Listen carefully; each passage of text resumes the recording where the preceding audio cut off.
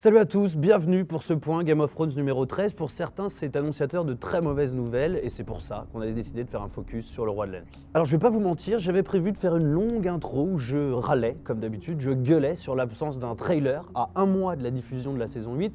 Aucune image, aucun trailer, je pétais un câble. J'ai été pris un peu de court puisque HBO a lâché cette bombe. Je vous invite donc à aller voir le point GOT un peu hors série qu'on a fait sur ce trailer. On revient en détail sur toutes les images qu'on peut voir dans le trailer. Je vous préviens aussi, étant donné qu'on attaque des personnages très importants pour cette saison 8, il y a énormément de théories à aborder. Du coup, on va un peu s'aborder la partie news qui est moins importante à mon avis. On va évoquer quelques secrets de tournage, quelques pistes sur la saison 8, mais on va aller très vite. Petite news marrante d'abord, on a appris dans l'immense Entertainment Weekly hors série consacré à la saison 8 de Game of Thrones que George Martin devait au départ faire un caméo dans la saison 8, un peu comme un clin d'œil à l'auteur, et qu'il avait en fait été obligé de refuser, préférant se consacrer à l'écriture de son roman The Winds of Winter. Il faut dire que ça fait presque 10 ans que les fans des livres n'ont rien eu à se mettre sous la dent, 6 ans en France où les romans sont coupés différemment, mais je pense que George Martin ne peut pas se permettre d'aller à droite à gauche et de ne pas se consacrer à l'écriture, sinon il va lui arriver des problèmes. News sordide cette fois, on a appris de la bouche de Benioff et Weiss qu'une mort atroce avait été tournée et qu'elle avait été tellement atroce qu'elle ne pouvait pas être diffusée. C'est la mort de Sir Pounce, le chat de Tommen, qui après la mort de Tommen a été tout simplement exécuté par Cersei, où s'arrêtera la cruauté de cette femme. Comme n'importe quel personnage dans cette saison 8, étant donné les combats qui les attendent, Sansa aura le droit à son armure et va se transformer en vraie guerrière de Winterfell. Alors c'est pas une vraie armure, c'est plutôt un ensemble en cuir un peu à la Cersei, mais elle est très contente, Sophie Turner, l'actrice, de pouvoir enfin montrer un style un peu plus guerrier. Reste qu'on imagine mal quand même ce personnage se battre au combat, l'épée à la main, détruisant des White Walkers, etc. On est loin de Xena la guerrière. Je vous invite à lire sur le site de Metro UK l'interview passionnante de Bella Ramsey, c'est l'actrice qui incarne Lyanna Mormont à l'écran dans Game of Thrones. Elle se dit être la première surprise de l'engouement autour de ce personnage. Moi j'ai envie de lui répondre que, vu la manière dont elle joue et le personnage emblématique qu'elle incarne, quand même l'héroïne la plus badass de la série, alors qu'elle a que 10-12 ans, je pense que c'est amplement mérité. Et puis on termine par un truc qui m'a vraiment fait marrer et qui est le meilleur récap possible, c'est le rap Game of Thrones. Il y a un rappeur qui s'appelle Truth Real qui a fait un rap de 10 minutes pour revenir sur tous les événements les plus importants de Game of Thrones depuis la saison 1. Allez voir ça.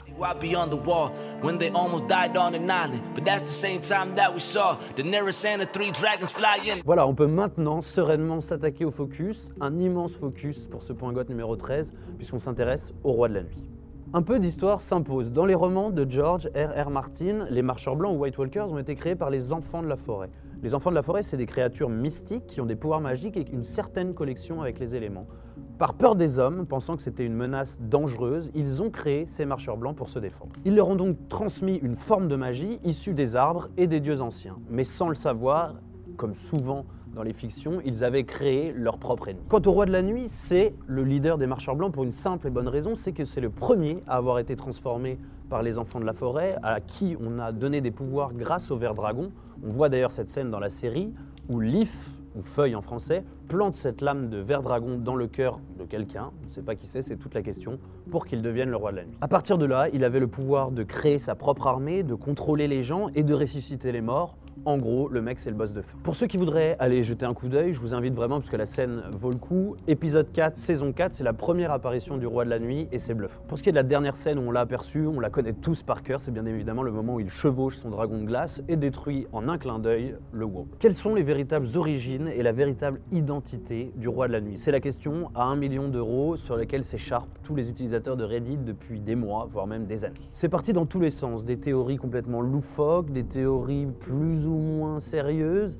J'en ai sélectionné 2 et le truc qui est marrant, c'est que je crois à aucune. Certains avancent que le Roi de la Nuit serait en fait le dernier héros, un mystérieux guerrier légendaire, rien à voir avec Azor Ahai, qui aurait été le premier, avec 12 compagnons, à franchir le mur, à aller au-delà du mur. Il aurait fait une mauvaise rencontre, il serait tombé sur des araignées géantes de glace, tout simplement. Ses amis auraient été massacrés et lui aurait trouvé refuge auprès des enfants de la forêt. Avec le résultat qu'on connaît, une lame de ver dragon en plein cœur et une transformation en Roi de la Nuit. L'argument qu'utilisent ceux qui avancent cette théorie, c'est la première fois, la première scène où on voit le Roi de la Nuit, donc épisode 4, saison 4, quand un marcheur blanc amène un enfant de Craster au Roi de la Nuit pour qu'il utilise ses pouvoirs, ce dernier s'avance en laissant derrière lui 12 ombres dans le brouillard, dans le blizzard, 12 ombres qui rappellent étrangement les 12 compagnons de route du dernier héros. Mais le vrai buzz autour de l'identité du Roi de la Nuit, et ce depuis longtemps déjà, c'est l'idée que Bran Stark et le Roi de la Nuit seraient en fait plus ou moins la même personne. Alors cette théorie, on l'a déjà analysée en long, en large et en travers dans le point Game of Thrones consacré à Bran.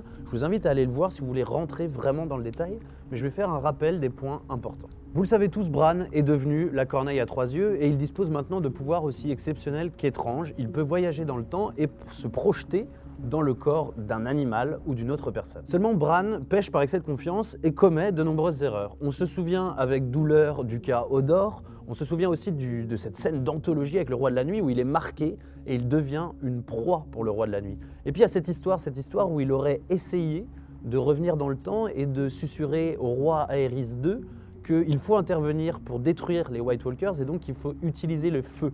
Et que ce roi aurait tout mal compris et que c'est à partir de là qu'il se serait mis à gueuler partout, brûler les tous et qu'il serait devenu le roi fou. Ça fait donc beaucoup de conneries et il commettrait une connerie irréparable, c'est que dans une situation de désespoir, un peu au moment où dans la saison 8 le combat serait quasiment perdu, il se dirait « il faut que je voyage à nouveau » dans cette scène où les enfants de la forêt plantent une lame de ver dragon pour me mettre à la place de cet homme et devenir un peu le Roi de la Nuit et l'empêcher de commettre des méfaits, sauf qu'il précipiterait tout ça, il s'y prendrait mal et serait donc coincé dans le passé, ne pourrait plus revenir dans le présent et serait donc à la place du Roi de la Nuit, il serait le Roi de la Nuit. Pour tous les arguments, je vous laisse aller voir vraiment le point Game of Thrones consacré à Bran. Il y a des éléments physiques, des éléments aussi cette connexion qui est mystérieuse entre le Roi de la Nuit et Bran. C'est des signes qui pour moi sont trop faibles et ne justifient pas cette théorie qui est quand même immense et qui changerait beaucoup de choses dans la donne de cette saison 8. Surtout que cette théorie Bran égale le Roi de la Nuit redistribuerait complètement les cartes. Parce que ça voudrait dire potentiellement que si tu tues Bran, tu peux venir à bout du Roi de la Nuit. Et ça annihile toutes les autres théories, notamment celle du Azor Ahai. Ça laisserait un choix cornélien à Jon Snow, oui ou non tuer son frère d'adoption. Vous voyez qu'on nage quand même pas mal en eau trouble quand il s'agit de la véritable identité du Roi de la Nuit, à tel point que certaines personnes avancent l'idée qu'il y a eu dans l'histoire plusieurs Rois de la Nuit. C'est une scène de la saison 7 où on voit Jon et Daenerys découvrir les grottes de Père Dragon et les illustrations un peu à la Lascaux, une représentation du Roi de la Nuit avec une barbe qu'il n'arbore pas du tout dans la série. Alors, est-ce que ça voudrait dire tout simplement que le Roi de la Nuit est passé chez le barbier entre-temps, ou beaucoup plus alambiqué qu'il y a eu plusieurs Rois de la Nuit? À partir de là, les fantasmes sont permis et certains avancent que pour venir à bout du Roi de la Nuit, il faudrait en fait prendre sa place. Et donc ça expliquerait le fait qu'il y ait eu plusieurs Rois de la Nuit. Un héros se serait donc sacrifié il y a des milliers d'années pour prendre la place du Roi de la Nuit, mais le caractère maléfique du personnage se serait emparé à son tour de lui et il serait devenu un ennemi tout aussi redoutable. Et là forcément ça nous met la puce à l'oreille. Quel personnage de Game of Thrones a ce caractère pour être le héros sacrificiel, celui qui donne sa vie pour sauver le monde comme un grand chevalier, un preux chevalier? C'est bien évidemment Jon Snow. En tout cas, il a clairement la tête de l'emploi. Je le vois bien rejouer le rituel originel pour bénéficier des pouvoirs du Roi de la Nuit et donc affronter ce grand ennemi dans un duel d'égal à égal. Et bien sûr l'emporter et se retirer dans son château, là, loin, au-delà du mur. Ce serait la fin douce amère qu'on nous a promis. Un petit peu comme William Turner et David Jones dans Pirates des Caraïbes en fait. Je vous avais prévenu, on est dans des théories complètement alambiquées. Le fait que le Roi de la Nuit ait des pouvoirs magiques, qu'il soit lié aux enfants de la forêt, etc., ça cultive tous les fantasmes.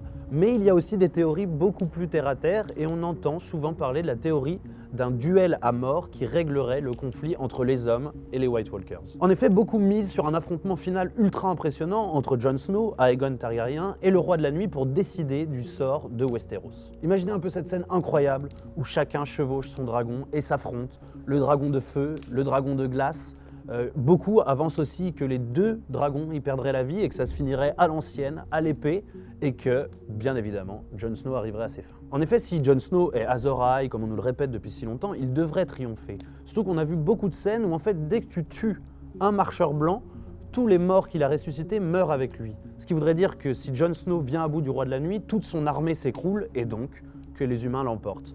C'est une fin assez simple, beaucoup trop simple. Les gens aiment souvent décrire le Roi de la Nuit comme le redoutable ennemi, un ennemi maléfique qui n'a pas de cœur, qui n'est pas humain et qui veut simplement tout détruire sur son passage. Mais d'autres pensent un peu différemment. En effet, certains pensent que Game of Thrones est une série bien plus humaniste qu'il n'y paraît et que toutes les actions du Roi de la Nuit ne sont pas simplement pour tout détruire sur son passage, des pulsions meurtrières, mais bel et bien qu'il veut redevenir humain. Il se serait alors fixé une mission, revenir sur l'île aux Faces, l'endroit même où les enfants de la forêt lui ont planté une lame de ver dragon dans le cœur, et donc là où il est devenu le roi de la nuit, et tous ceux qui s'opposeront à sa mission seront bien évidemment détruits. Le schéma narratif du chef des Marcheurs Blancs est donc un classique de la fiction. C'est l'histoire de la créature qui se retourne contre son créateur parce qu'elle veut redevenir humaine. Et là, je me permets de dériver un peu et de vous parler d'un personnage qu'on n'a pas vu dans la série, qu'on n'a pas encore vu du moins, et pourtant, on entend beaucoup parler de lui, il est intimement lié à cette théorie de l'île aux faces. Il est le seul homme à avoir pu aller sur cette fameuse île aux faces et à en revenir vivant. Il s'appelle Howlandrid, ça vous dit sûrement rien, et pourtant on l'a déjà aperçu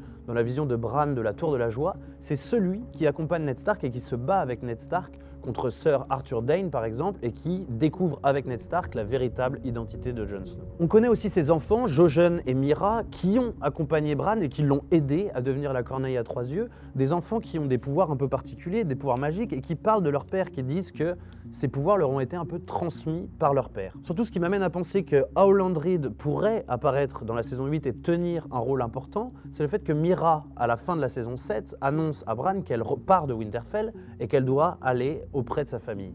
Alors, est-ce qu'elle parle de son père qui est toujours en vie? Un père qui a beaucoup d'informations. On rappelle qu'il est sur l'île aux faces, qu'il en est revenu, il a passé tout un hiver là-bas. Et il pourrait avoir appris des trucs décisifs sur la manière dont a été construit le Roi de la Nuit, sur la manière dont ils ont créé cette créature, et donc sur la manière dont on peut le détruire. Autre mystère qui nous poursuit depuis la saison 1 et que personne n'arrive à percer, ces fameuses spirales qui s'affichent au sol, qui s'affichent dans les grottes, qui s'affichent avec des cailloux, elles s'affichent partout, sans qu'on sache à quoi elles servent et à quoi elles font référence. Benioff et Weiss n'arrêtent pas de répéter en interview que ces symboles ont une signification et qu'ils auront une importance dans la résolution du combat contre le Roi de la Nuit. Il ne reste maintenant plus qu'à comprendre ce qu'ils signifient. Pour terminer ce focus, je voulais essayer de répondre à une question qui me semble intéressante. Le Roi de la Nuit doit-il forcément mourir à la fin de Game of Thrones? En effet, je vois bien une fin ouverte, plutôt heureuse, où les gentils pensent avoir terrassé le terrible ennemi du Roi de la Nuit, et qu'en fait ça se passe pas vraiment comme ça. On sait que parmi les pouvoirs du Roi de la Nuit, il a notamment celui qu'on appelle Zoman, que Bran a aussi, de pouvoir transférer sa conscience dans la conscience d'un animal, et se mettre donc dans son corps. Certains poussent ce pouvoir beaucoup plus loin, et pensent qu'avec la puissance du Roi de la Nuit, il pourrait développer une sorte de technique d'immortalité. Beaucoup fantasment sur une sorte de scène finale où le Roi de la Nuit, voyant qu'il est au bord de la mort, qu'il est au bord d'être exterminé par on ne sait quel personnage,